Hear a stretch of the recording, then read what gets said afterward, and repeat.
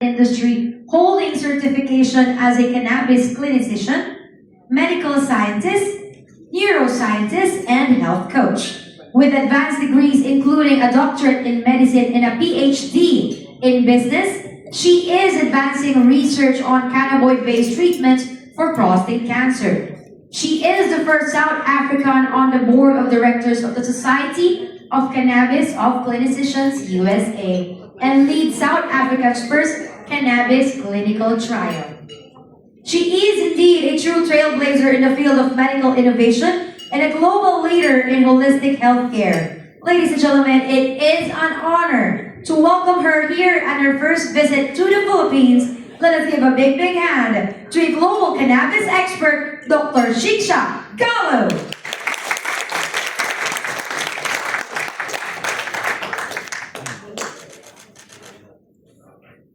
May we request the panel to please sit down with the crowd as we listen to the presentation of Dr. Gallow.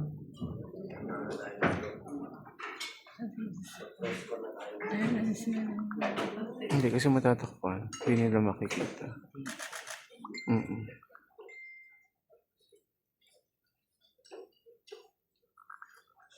Mr. Good afternoon, everybody. It's a great pleasure to be here. I'm just waiting for the presentation to show on the screen. So I'm really delighted to be here. Today I'm going to talk to you about medical cannabis and science and therapeutics. I'm only given 20 minutes and normally I talk for an hour or 2 hours. So when the Honorable Senator told me like 5 slides, I'm like, okay. So I will try my best and I hope I don't leave anything out. I represent universities as well across the globe, as well as the Society of Cannabis Clinicians in the US.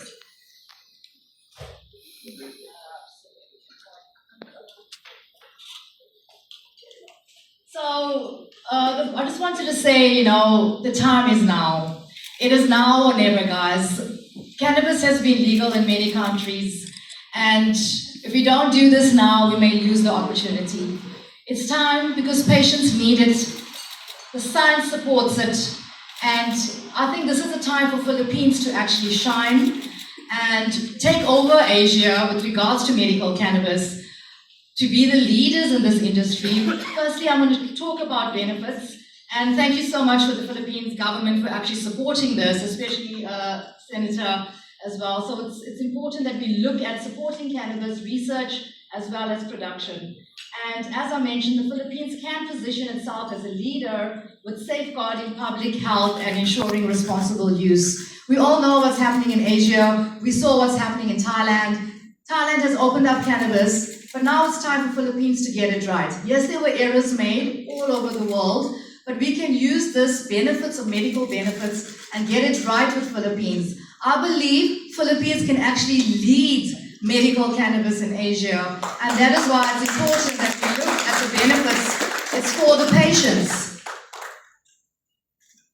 So I want to just talk a little bit about history, but not too much of time. I'm not sure if you are aware that cannabis has been used for centuries, actually before Christ, from 12,000 BC to 3000 BC. George Washington was a hemp farmer, as well as Lincoln and Adams were involved in hemp. But what was even more interesting is medical cannabis was actually used with a pharmaceutical company known as Eli Lilly in conjunction with Park Davies. And in the 1930s, we had over 3 million scripts of medical cannabis given to patients. And the benefits were seen. So I'm not going to talk too much about history, but I wanted to just put that into context. So why does medical cannabis work? So I'm trying to get to the next slide. Why does it work? And I'm going to talk some science, so please bear with me. I was told I speak in speed 4 times 100, so I'm going to try to slow down. So why am I so passionate about it, and why does medical cannabis work? Did you know that we are born with the endocannabinoid system? And without the system, we can actually die? Did you know that we produce our own cannabinoids in our body, and they're endogenous? And these endocannabinoids are really, really important to bring the body back into homeostasis. So there are actually 5 main endocannabinoids that we produce. The 2 main ones are anandamide and 2-AG. Ananda means bliss in Sanskrit, And that is how the body actually works. So I'm going to give you an example. I see there's lots of ladies out here. I'm sure there's lots of mothers out here. And normally when a baby is born, we tell that mother to breastfeed the baby. Do any of you mothers know why? You know. So I'm going to tell you. The highest amount of endocannabinoids, your anandamide, your 2-AG, is actually found in breast milk. So we produce this. So it is really, really important. So you will see the difference between a baby that's breastfed and one that is not. The one that is breastfed is much healthier. Okay, so that shows you how important these endocannabinoids are. So how do you produce these? When you're running or you're doing exercise, you feel euphoric, and that is when these endocannabinoids are actually produced in the body. However, if you have an illness, if you have cancer or arthritis and pain, you cannot exercise, which means you can actually not produce these endocannabinoids. And what we found in science thousands and thousands of years ago is that medical cannabis from the actual plant produces something similar to these endocannabinoids, and they are called phytocannabinoids. So phytocannabinoids are produced from the plant. You would have heard about CBD and THC, but there are many more of these cannabinoids in the body. So when you take the medicine, guys, you can see here, you can see in the middle, there's an X-ray here. You have cannabinoid receptors in your body. So you have them all along the body. If you look at the blue, the cannabinoid 1 receptors are found in the brain and central nervous system. If you look at the pink, the cannabinoid 2 receptors are found in the peripheral organs and in the immune system. So what does this mean? When I take my cannabis from a plant, what happens is I want you to picture this as a key. And then I want you to picture all of these cannabinoid receptors there on the picture as the lock. So when you take the medicine, this key fits directly into these locks into the body, and it unlocks the potential for healing. So what that means is I'm now increasing my own endocannabinoids. So the last statement there, cannabis augments our body's system. We need it. We need it to be healthy. We need it to help us for disease. We need it to heal.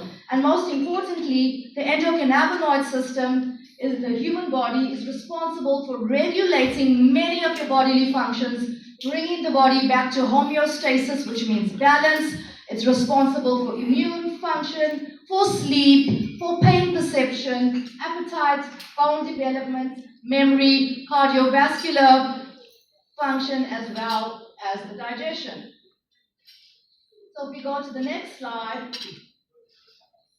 you can just press enter. Question people always ask me, is cannabis addictive? Yes, cannabis is addictive, but it is less addictive than the cup of coffee that is sitting on your table. So caffeine is addictive, it's sitting at a 9% addiction rate.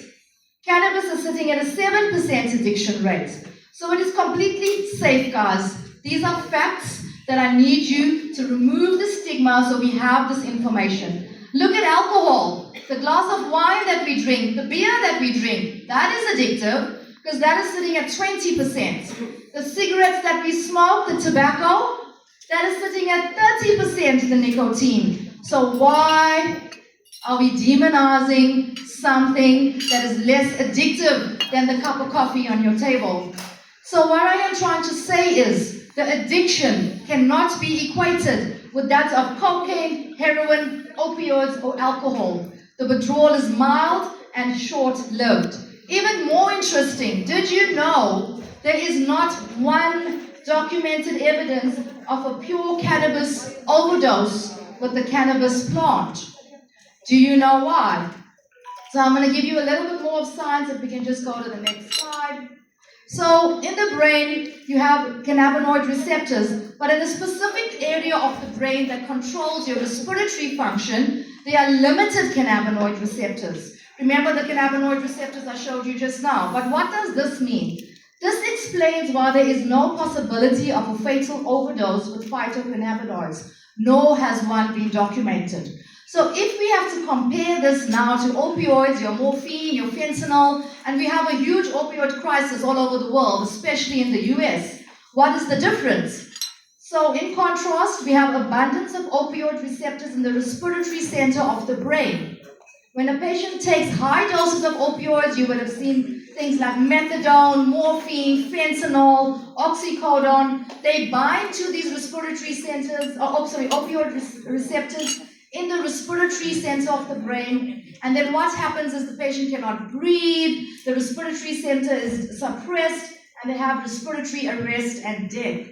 The beauty of medical cannabis is this cannot happen from phytocannabinoids because these receptors are not found in the respiratory center of the brain. So that is why it's completely safe. We can just go to the next slide. So further studies show, and this was taken from animal data, LD50 is something we use in medicine to look at 50% toxicity of a medicine. And if you look the LD50 of THC, you would have heard about THC, which is a psychoactive component of cannabis, but it's still fairly safe. If you take the LD50 of THC, of orally ingested THC, needs to be over 1,000 milligrams per kilogram. So let me give you an example. If you are 70 kilograms, in order for you to have a lethal dose, you will need to have to take 70,000 milligrams of THC or 5,000 times the typical dose. It's impossible. Okay, so it's impossible for you to actually overdose. So why was this demonized? So I'm providing you guys with the truth and the facts. If we can go to the next slide, please. So, in medicine, we have been using medical cannabis. There's been a lot of evidence-based medicine, and you will see Canada has been using medical cannabis for over 15 years. The US, Israel has done so much of research.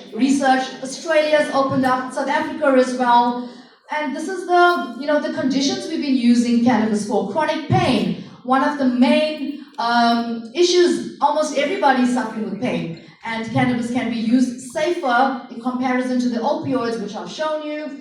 Autoimmune disease such as multiple sclerosis, fibromyalgia, rheumatoid arthritis. I'm not sure if you're aware, the first ever cannabis medicine was called Sativex, and it was approved for multiple sclerosis. So it helped patients, and they saw this, and the medicine was approved. Other conditions for palliative care for patients with cancer, treating patients with cancer, which I'm going to talk about just now. Chemo-induced nausea and vomiting we use it for. Epilepsy, there has been clinical trials proven to show medical cannabis works for epilepsy, HIV wasting syndrome, ADHD, as well as autism. So if we can just go to the next slide. I have conducted clinical trials in South Africa. We entered these trials last year. I'm going to just give you a sneak peek. I was the principal investigator of the study. What we were looking for is to replace opioids with medical cannabis for chronic pain. So we wanted to see, can we reduce the opioids that a patient is taking or wean them off because it's so dangerous and addictive? And can we give them medical cannabis, and will it help for the pain? If you look at the slides, we had a total of 302 patients. We had about the same amounts in male and female in the study. And this were the results. We had 93% reduction in opioids. So what that means is we are able to take 93% of patients off opioids, put them on medical cannabis, and help them for their pain. So patients' pain relief improved. Patients' quality of life improved. We found also the anxiety improved, and even more importantly, the quality of sleep improved. So why did all of this work? We were treating pain, but my anxiety was better, my sleep was better. Why did it work? Besides the whole endocannabinoid story I told you about and the receptors, the reason is because cannabis works on a multi-level system. It's working on this entire endocannabinoid system, so it's bringing the body back to homeostasis. Pharmaceutical pills, they will work on a single receptor site, only treating symptoms. The game changer, guys, is cannabis will treat your symptoms as well as help you to heal your body. What other medicine can do that? That is what we're going to be talking about. You can just go to the next one. These are the majority of the patients. The diagnosis that we had, you can see most of the patients had arthritis, then we had patients with back pain, we had patients with different types of cancer, fibromyalgia, MS, accidents, neuropathy, and spondylosis. So if we go to the next slide, I want to talk about cancer. And if you can see here, this is actually taken for the Philippine Institute for Development Studies. There are 25,000 cases of cancer in the Philippines every year. And if we look, there are 189 out of 100,000 Filipinos diagnosed with cancer. And roughly we have 9,000 Filipino women that die of breast cancer every year. So these numbers are really big. And every hour there are 4 Filipinos who die from cancer.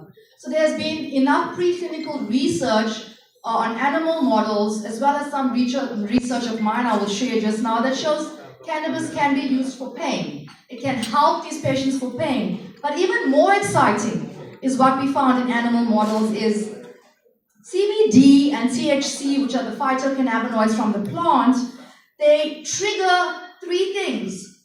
One is apoptosis, they inhibit angiogenesis, and they are anti-proliferative. So what does this terminology mean? Apoptosis is when the cells turn themselves off and they allow digestion to shrink cancer cells and tumors. We call this cancer cell suicide. The other one, inhibiting angiogenesis, what that means is that cancer cells do not get fresh blood supply, which means they cannot grow. And the third thing is, cannabis is anti-proliferative, and these properties mean that cancer cells, they cannot send out genes to spread into other areas. In other words, it can reduce metastases. So my question to you is, if cannabis can do these things, it will be a game changer for healing and oncology. Why are we not giving it to the patients? While we are talking here in this press conference, 4 Filipinos have died. Okay, so I think it's an important fact that we look at healing and we look at the way we open our minds and open our hearts. So I want to talk about, if we can just go to the next slide. I conducted actually my 3rd PhD on prostate cancer and medical cannabis, and we looked at an observational study. We had 90 patients. We looked at 3 cohorts. The first cohort of patients were patients on cannabis only. The second patients group was patients on cannabis and chemo only, and we compared this group to a control group. So we had a control, which were patients on chemotherapy only. We can just go to the next slide. I want to show you the results, guys. If you look at the graphs, just work with me a bit. We looked at the PET scans, to look at the tumor. So let's start with the cannabis-only group. If you look at the blue, it shows no change. Chemo and cannabis group, no change, and the control group. So they were very similar, but let's look at the red. The red block shows remission. If you look at the cannabis-only group, we had more patients in remission compared to the control group, which is the patients on chemo only. And if you look at the chemo and cannabis group, it performed really, really well. We had much more patients with the combined therapy with chemo and cannabis, where we had much more patients in remission compared to the little red in the control. If you look at the yellow, it shows you the reduced size of the tumor. So let's look at the chemo and cannabis group. Outperformed the control group completely, showing we had patients' tumor shrinking. And if you look at the cannabis-only group, very similar to the chemo control group. But let's look at the green.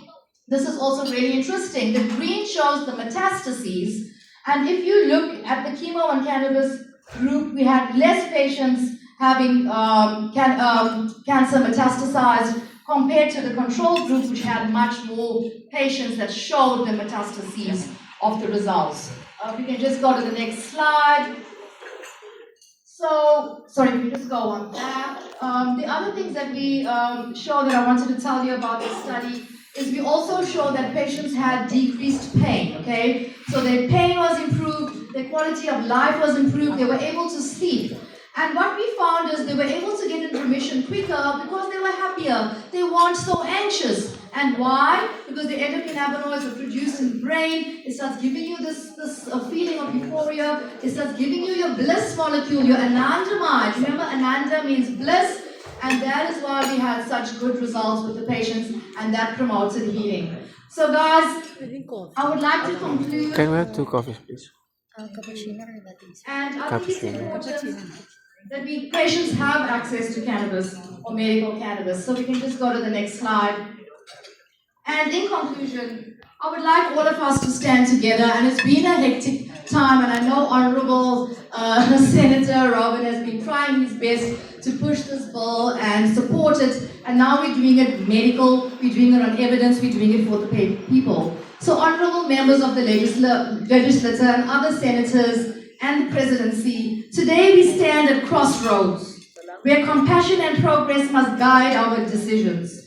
The issue of medical cannabis, it's not just about legislation. It is about humanity. It is about the countless Filipinos who suffer daily from chronic pain, debilitating illnesses, and conditions for which conventional treatments have failed. And we have seen this in medicine with all of these doctors. It is about families who have been torn apart by hopelessness, desperately searching for alternatives which they do not have access to, but they need to go to other countries, Thailand, America, Canada, South Africa. And what's happening? Philippines is also losing out with regards to economy, with regards to growth, with regards to showing the world what we can actually do. Now we have the opportunity to offer them a lifeline, a chance of relief, dignity, and a better quality of life. Medical cannabis is not a cure-all, but it is scientifically backed. I've only showed you a portion because I can stand here talking for days. I mean, I did it for 2 days, and we trained over 20 doctors that we have certified. They know I've been talking to them for 2 days. So we can see that. However, medical cannabis can offer scientific evidence, which we've seen. It's globally recognized option, and I have seen it transform the lives of patients in countries across the world. We are privileged today to also have one of the patients that I have treated, although he is my husband as well, we can also share his story. As public servants, we are called to act in the best interest of our people, to listen to their voices, and to empower them for choices for their health and well-being. Why are we removing the choice for them to choose safe and effective medicines? Let us not fear or misunderstand or allow any misunderstanding to deny hope to those who need it the most, the vulnerable. Let us instead send a message of compassion, of courage, and care, that we as government, we put our people first. By passing this bill, we are not just legalizing a medicine, we are affirming the right of every Filipino to live without unnecessary suffering. Let history remember this moment as a time when we choose to heal, to uplift, and to honor the resilience of our nation. I urge you all to vote and support this bill, not just as lawmakers or people, but as human beings who stand for the dignity and the welfare of every Filipino. Thank you and salamat. Thank you so much, Dr. Gallo, for sharing such enlightening perspectives.